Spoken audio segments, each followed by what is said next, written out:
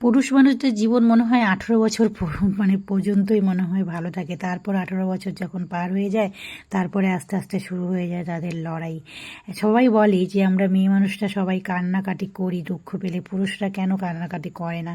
পুরুষরা অবশ্যই কান্নাকাটি করে, পুরুষরা কান্নাকাটি করে, সেটা হলো সবার চোখের আড়ালে, পরিবারের চোখের আড়ালে, কারণ তারা কাঁদে, সেটা পরিবারকে বুঝতে দেয় না।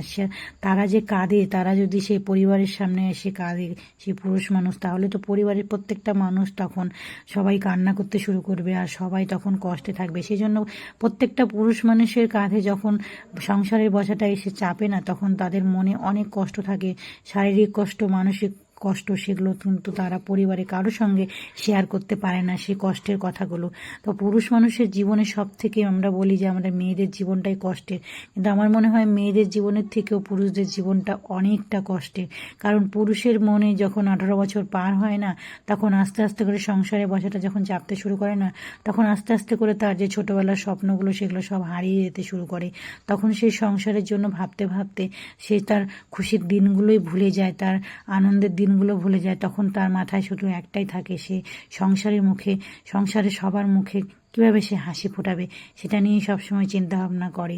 আমার তো মতামত এটাই, তোমরা অবশ্যই বলবে যে পুরুষ মানুষের জীবনের থেকে মেয়ে মানুষের জীবন কষ্টের নাকি মেয়ে মানুষের জীবনের থেকে পুরুষ মানুষের জীবন কষ্টের? আমার তো মনে হয় পুরুষ মানুষের জীবনটাই বেশি কষ্টের।